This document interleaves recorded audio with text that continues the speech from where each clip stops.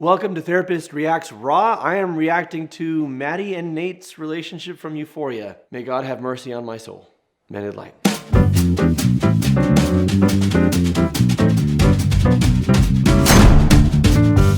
You know what makes you feel old? When kids these days are talking about Euphoria and what you watched as a child was Saved by the Bell. I mean, Zach Morris is trash, but he's nothing compared to Nate. And we're gonna dive in. Holy crap, you guys. What is this show? I can see why people watch it. Like, it's addicting as hell, but consume Euphoria, but then like have a palate cleanser with something that's helpful. Like, watch a Pixar movie or something after this.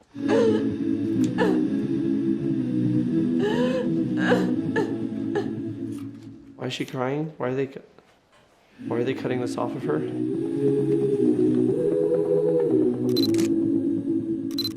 That's why. He'd walk her home from school every day. It made him feel good to know that he was there to protect her. Okay, I know this is a fictional show, but this is very real. And I said this when I was breaking down Nate, like a lot of guys who are protectors, they protect the women they're with like you would have a car alarm, like a security alarm on your car. They see you as property to do with as you please. I'm not saying all men who are protectors are like this. I think there's a very healthy way to approach life as, I have more muscle mass, so if something happens, I'm gonna step in, right? Like, that's fine, whatever. But there's a difference between that and I own you. What do you do with a computer that's not working? Like, you hit it. Or a dishwasher, like you pound on it. That sounds awful, like it's the punchline of a terrible joke, but I'm being very serious. If my car's not working, I may get out and kick it, right? Because it's mine. And I'm frustrated with it.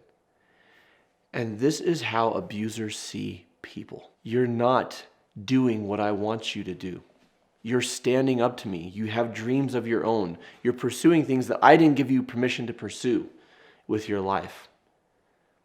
You're calling me on my garbage. You need time for you. You don't want to be with me anymore. You are not acting the way I want you to act, and you're mine, so I'm going to hit you. And then part of me may feel sorry, but usually that's because I don't want to lose you. Usually that's because if you leave, we can't have sex anymore. If you leave, then people are going to see that I lost you, and how does that reflect on me? If you leave, then you might tell people that I'm abusive. If you stay, you won't tell anyone that I hit you, and I can still look good. If you stay, we still have sex. If you stay, I get to post pictures of you on my Facebook and on my Insta, how happy we are together, and I need that. So I'm going to apologize. Oh man, we're only 25 seconds in, and that I feel icky and sad. Is Euphoria, all of you who watch it, do you feel like you need a shower afterwards? I think I would. Maddy, Is he grabbing that girl's butt? What I know is this relationship you two have is not sustainable. Sometimes the two people in the universe who aren't meant for each other find each other. It's time to let go. That's true. That's true. Just because you have chemistry doesn't mean you should be together. You need trust. You need selflessness. You need accountability. Chemistry does not make a relationship. So Nate's dad, I don't have the best impression of him, but he wasn't wrong. Well, that is 100% bullshit.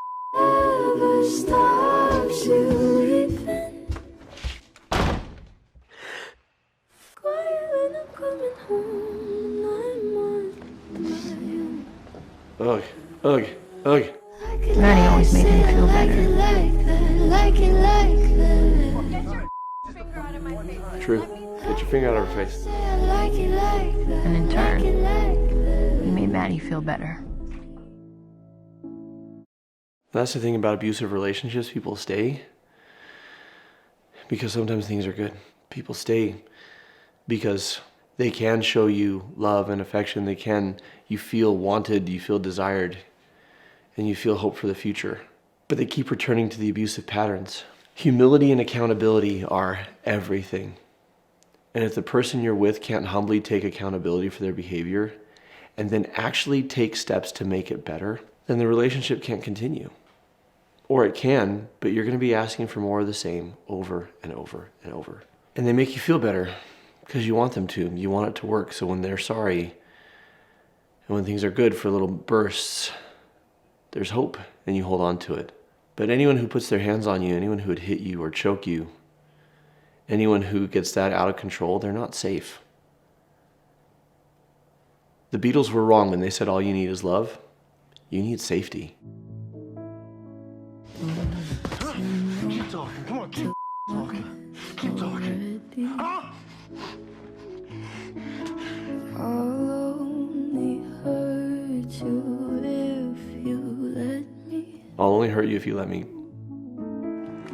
Call me friend, but keep me closer. I know Dead to me. Wow.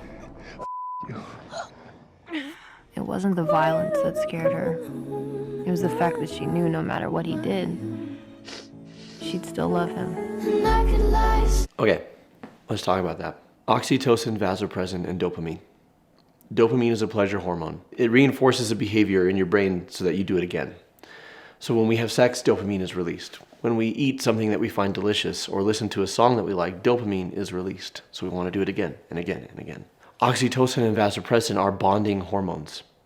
Evolutionarily speaking, if we stay together, we have a better chance of survival, right? If we stay together, then we can look out for each other. For most people, you have sex with someone or you kiss or you make out or you hug, oxytocin and vasopressin are released and it's bonding. She says no matter what he did, she would still love him. And then the next shot is of them making out or having sex or whatever they're doing. So of course she feels in love with him. I mean, if you want to strip it of the romance and just go with the neuroscience, she feels in love. The important thing to recognize is that just because you feel that way doesn't mean the relationship's right. And just because you feel that way doesn't mean that emotion is going to stay forever. She keeps fighting with him, breaking up with him, then getting back together and having sex. So there's no real chance over time for the dopamine and vasopressin levels to go down. There's someone I dated in college who I was madly in love with and wanted to marry and wanted to spend my life with, and it didn't work out. And it was, at that time, the most devastating thing I'd ever been through. And I didn't know how I was going to come back from it. Fast forward several years, and I ran into that same woman at a store. And it was good to see her, it was good to catch up, but I felt nothing. It was gone. The connection was gone, the bond was gone, the longing was gone, the yearning was gone. The oxytocin and vasopressin levels had just dropped off the charts. If you're with someone who's abusive and you feel like you can't let them go because of how intoxicating the love is or how bonded you feel, that takes time. The fact that you still feel love for somebody doesn't mean you should be with them. It just means that that takes time to get rid of, and you need to do what you need to do to stay safe. And I could lie, say I like it like that, like it like that. These are all these times he's come to apologize. Yeah, I could lie, say I like it like that, like it like that. Her makeup is fire, and her hair, check that out. I really f***ing hate you. I know. You're abusive, psychopathic. Most of the time I really hate the way you make me feel. Let's just It's not good for let it us. go. You know, like, we shouldn't be together. Let me let you go. So when he's saying, I know, so I guess on some level, he's aware of what he is. And I think on some level, he might even feel sorry. And here's the thing. You could see the humanity in someone, you can feel love for them, and you can hope that they get better. That doesn't mean you should be with them. I bought a car once that was a total piece of garbage that was basically going to fall out from underneath me. It wasn't safe to drive. I can hope that that car gets fixed one day and is a very good car for somebody. But it's not my job to fix it, and it's not my job to stay. So the fact that he says, I know, he's not really saying I'm sorry, but there's an empathy there, I know. Like I know what I'm putting you through. But he's not making it right. Again, because he's having a hard time looking in the mirror at what he does and then making the changes. Because the most insidious symptom of abuse is the inability to admit that what you're enduring is not normal. He's missing out on actual people, and it's a shame. Because the best friend he could ever have, or the person he could connect with the most in his life, might wear tennis shoes and have body hair and sit like a guy. You're lost, Nate. I just want to kick you in the balls. That's one of the first things he noticed about Maddy. She was basically hairless. Oh yeah. He'd walk her home from school every day. It made him feel good to know that he was there to protect her. He knew the world was full of men who wanted to hurt Maddy. Men who would hang out the windows of their cars and scream obscenities at her. There is nothing inherently wrong with wanting to protect the person that you're with. It could be a negative thing if you see her as helpless, or you see her as needing your protection without asking for it. It could be a negative thing if your desire to protect trumps your desire to respect. And I think he wants to protect Maddy the same way you would have a car alarm on your car. This isn't love, she's a possession. And he doesn't want others to take advantage of her or use her or take what's his. Love is respectful, love is kind. Love is, I'll protect you if you want me to. Like, yeah, absolutely. But is that what you want? Is that what you need? I think he only cares about Maddy's wants as a transactional thing. To get sex from her. To get esteem and prestige from her, from being seen with her. But what's at her actual heart? Who is she really? I don't think he gives a damn. And I don't think he knows how to. Because he doesn't truly give a damn about himself. He has no inner life. And if you don't have an inner life, how can you care about the inner life of other people? It's all just surface level. So I understand that there's a lot more to Nate and Maddy's relationship, so I want to do that as a second video. But this is my breakdown of Nate. Did I get it right? Did I get it wrong? Let me know in the comments below. What other moments from Euphoria or what other characters should I break down? Or what else do you want me to react to? I'm here for it. I am at your beck and call. If you enjoy this breakdown of Nate, check out my takedown of his fight with Cassie. Holy crap, that was epic. And what you can do if you are in a relationship with someone who is toxic and selfish and narcissistic. So there's the video, check that out. If you think you might be in a relationship with a Nate, or you have a son who might be a Nate, or you might be a Nate and you need some help, schedule a complimentary 15-minute consultation with a member of my team. The link is in the description. Until next time, keep shining because we need your light. I'm Jonathan Decker signing off.